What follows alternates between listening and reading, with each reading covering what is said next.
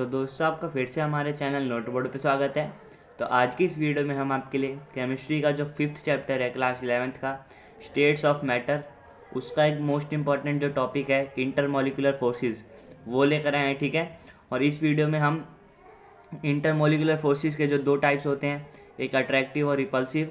तो अट्रैक्टिव जो होते हैं फोर्स, उसके जो 4 टाइप्स हैं वो कवर करेंगे ओनली इन 10 मिनट्स। ठीक है। तो वीडियो पूरी एंड तक देखिएगा, आपको सारा कॉन्सेप्ट अच्छे से समझ आ जाएगा। और ये जो PDF है, इसका लिंक भी मैं आपको डिस्क्रिप्शन में दे दूंगा, तो आप वहाँ से इजीली इसे एक्सेस कर सकते हैं। ठीक है। तो चलिए वीडियो शुरू करते हैं।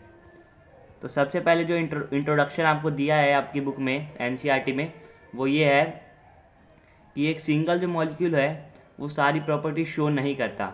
जैसे कि एक वाटर लिक्विड का एग्जांपल लिया गया है कि एक लिक्विड का एक मॉलिक्यूल लेंगे तो उसमें वेटिंग प्रॉपर्टी नहीं होगी, लेकिन जब उन्हीं मॉलिक्यूल्स को इकट्ठा कर देंगे, एक बल्क बना दिया जाएगा, तो उसमें वेटिंग प्रॉपर्टी होगी। उसी तरीके से अगर एक सिंगल मॉलिक्यूल लेंगे और उसे बॉईल करेंगे तो बॉईल नहीं होगा, लेकिन जब बहुत सारे मॉलिक्यूल्स का एक बल्क बना दिया जाएगा लिक्विड का, तो उससे बॉईल किया जाएगा तो वो ईजिली बॉईल हो जाएगा। ठीक है। और फिर उसके आगे वाटर का एग्जांपल दिया है। वाटर सॉलिड, लिक्विड और गैस तीनों फेज में एग्जिस्ट करता है। सॉलिड में आइस के फॉर्म में, लिक्विड में वाटर के फॉर्म में, और गैस में वेपर या स्टीम के फॉर्म में। ठीक है। In all it's 3 states chemical composition of water remains the same. तीनों स्टेट्स में जो वाटर का केमिकल कॉम्पोजिशन होता है, ठीक है, वो सेम रहता है, H2O ही रहता है उनका केमिकल कॉम्पोजिशन। ठीक है। Physical properties are very different, लेकिन जो फिजिकल प्रॉपर्टीज़ होती है वो तीनों स्टेट्स में अलग अलग होती है। Chemical property of a substance do not change with the change of its physical state. अगर हम किसी सब्सटेंस का फिजिकल स्टेट चेंज करते हैं तो उसकी जो केमिकल प्रॉपर्टी है वो चेंज नहीं होगी, लेकिन जो रेट ऑफ केमिकल रिएक्शन है do depend upon the physical state. यानी जब फिजिकल स्टेट चेंज किया जाएगा तो जो केमिकल रिएक्शन करने का जो रेट है वो चेंज होगा। ठीक है। तो ये आपके इंट्रोडक्शन में थोड़ा सा टॉपिक दिया था। अब हम अपने मेन टॉपिक पे चलते हैं। Intermolecular forces. Intermolecular forces are the forces of attraction and repulsion between interacting particles, atoms and molecules. तो ये कौन से फोर्सेस होते हैं? ये फोर्स ऑफ अट्रैक्शन या रिपल्शन होते हैं बिटवीन इंटरैक्टिंग पार्टिकल्स, और जो इंटरैक्टिंग पार्टिकल्स हैं वो एटम्स या मॉलिक्यूल हो सकते हैं। ठीक है। तो उनके बीच में जब अट्रैक्शन या रिपल्सन होता है तो उसमें जो फोर्स होता है उसे इंटरमॉलिक्यूलर फोर्सेस कहते हैं। इसमें जो दो चीज़ें हैं वो इंक्लूड नहीं है। It does not include electrostatic force and the force that hold atoms of A molecule together. जो मॉलिक्यूल होता है उसमें जो एटम्स को होल्ड करता है फोर्स, और जो इलेक्ट्रोस्टैटिक्स फोर्स हैं, ये दोनों ही इंटरमॉलिक्यूलर फोर्सेस में इंक्लूडेड नहीं हैं। ठीक है। चलते अब अपने अगले topic, van der Waals forces. Attractive intermolecular forces are known as van der Waals forces in honor of Dutch scientist Johannes van der Waals। ठीक है। तो आपको अभी मैंने बताया कि इंटरमोलिकुलर फोर्सेस या तो अट्रैक्शन की हो सकती हैं या रिपल्सन की। तो जब अट्रैक्टिव इंटरमोलिकुलर फोर्सेस होगा तो उसी को हम वैन डर वाल्स फोर्सेस कहते हैं। डच साइंटिस्ट जो थे वैन डर वाल्स, उनके ऑनर में इसका नाम वैन डर वाल्स फोर्सेस रखा गया। ठीक है। तो वैन डर वाल्स फोर्सेस में 4 तरह के फोर्स होते हैं, हम उनको अच्छे से स्टडी करते हैं। चलिए। तो सबसे पहला जो आता है वो आता है डिस्पर्जन फोर्स या लंदन फोर्सेस। इसका हम नाम लंदन फोर्सेस इसलिए कहा गया है क्योंकि इस फोर्स को जो डिस्कवर किया था वो एक साइंटिस्ट ने किया था जिनका नाम था फ्रिट्ज लंदन, इसलिए उनके नाम पे इसे लंदन फोर्सेस कहा जाता है, और डिस्पर्जन फोर्सेस भी इसे कहते हैं।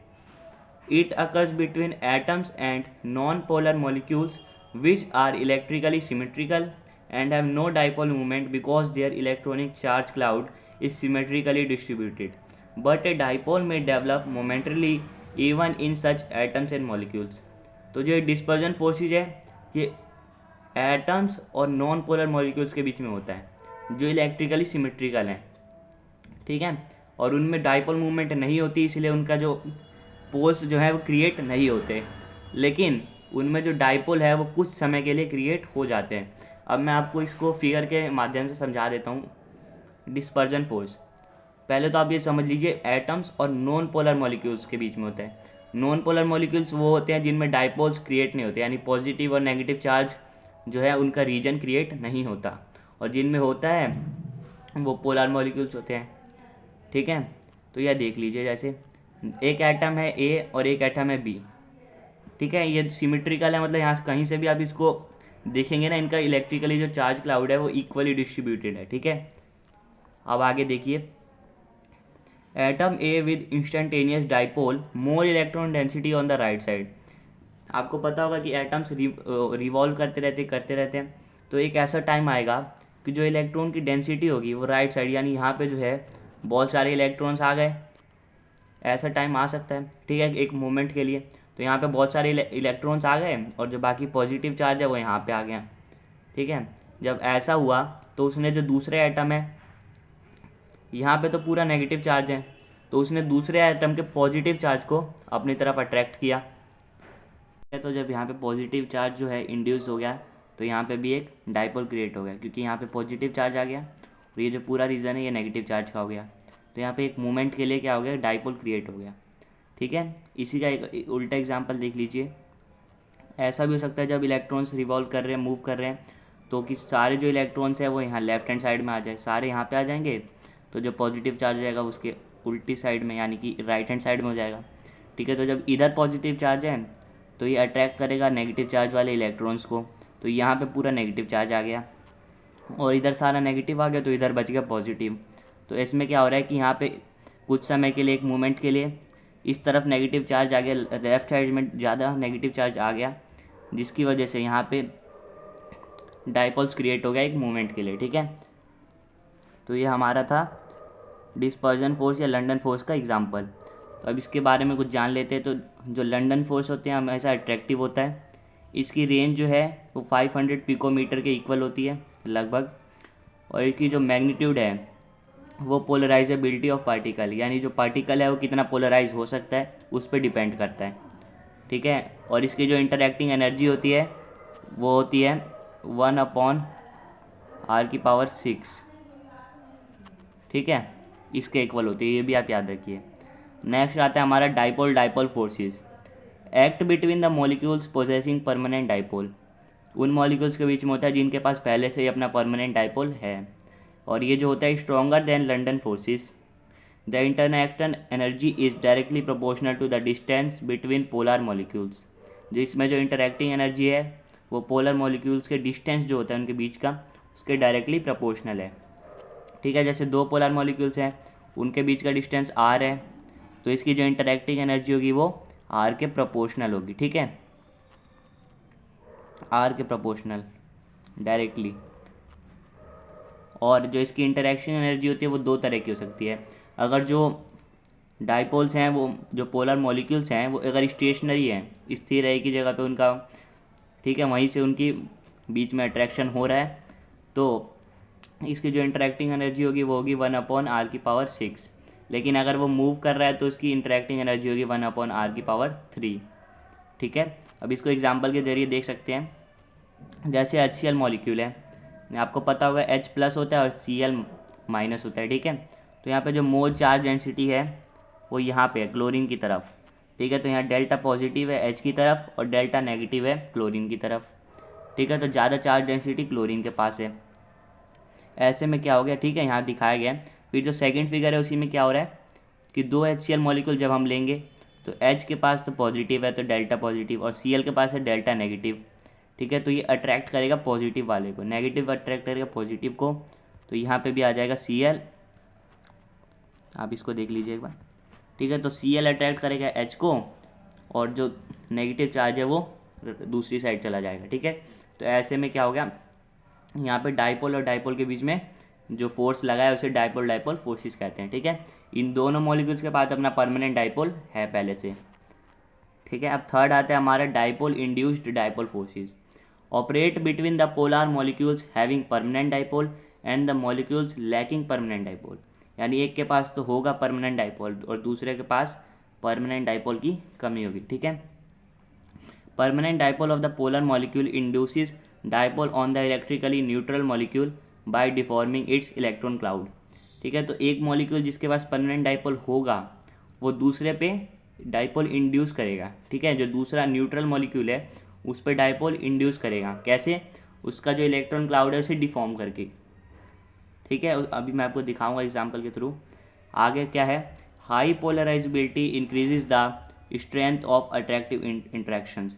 तो जितना जो दूसरा मॉलिक्यूल है पोलराइज हो सकता है, जितना ज़्यादा पोलराइज होगा उतना ज़्यादा स्ट्रेंथ, जो अट्रैक्टिव इंटरेक्शन होगा उनके बीच, उसकी स्ट्रेंथ उतनी ही ज़्यादा होगी। ठीक है, फिगर के जरिए आप इसको देख लीजिए।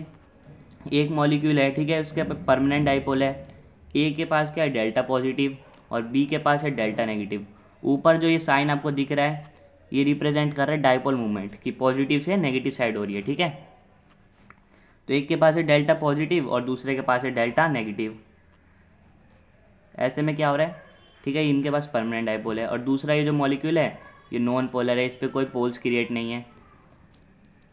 तो अब ऐसा क्या हो, मैंने आपको बताया था कि जो मॉलिक्यूल्स हैं ऐसा भी टाइम आता है कि इलेक्ट्रॉन्स मूव करते हैं और एक ही साइड डेंसिटी ज़्यादा हो जाती है। ठीक है, वो तो हमने फर्स्ट केस में देखा था। इसमें क्या होगा, एक तरफ है डेल्टा पॉजिटिव ए की साइड और बी की साइड है डेल्टा नेगेटिव। तो जो बी है नेगेटिव है, इसलिए जो दूसरा मॉलिक्यूल हमने लिया है नॉन पोलर मॉलिक्यूल, उसके पॉजिटिव चार्ज को अपनी तरफ अट्रैक्ट करेगा। इसलिए कुछ समय के लिए यहाँ पे देखिए इंड्यूस कर दिया इसने positive charge, delta positive induce कर दिया, फिर जो बाकी डेल्टा नेगेटिव बचा वो यहाँ पे आ गया। ऐसे में क्या हो गया कि जो परमानेंट मॉलिक्यूल था, जो मॉलिक्यूल था जिसके पास परमानेंट डाइपोल था पहले से, उसने जो दूसरा मॉलिक्यूल है जो न्यूट्रल था उसमें डाइपोल इंड्यूस कर दिया। ठीक है, तो ये जो हो गया ये हो गया डाइपोल इंड्यूस डाइपोल फोर्सेस। ठीक है, क्योंकि डाइपोल इसमें इंड्यूस किया गया है। लास्ट जो हमारा आता है वो है hydrogen bond, special case of dipole dipole interaction. हमें आपको पहले बताया था हाइड्रोजन बॉन्ड जो है, आपने थंबनेल में भी देखा होगा स्टार है इसके ऊपर, क्योंकि ये स्पेशल केस है। होता है इसमें डाइपोल डाइपोल इंट्रैक्शन ही है, लेकिन ये स्पेशल केस माना जाता है। हाइड्रोजन बॉन्ड किन मॉलिक्यूल में होता है, जहाँ पे highly polar NH OH HF bonds होते हैं। ठीक है, इनमें से कोई बॉन्ड्स होता है अगर किसी मॉलिक्यूल में, तो वहाँ पे हाइड्रोजन बॉन्डिंग होगी। ठीक है, जो हाइड्रोजन बॉन्ड है उसकी जो एनर्जी है वो 10 से 100 किलो जूल पर मोल, इस पर वेराई करती है, इसके बीच में हो सकती है। ठीक है, hydrogen bond are powerful force in determining the structure and properties of many compound.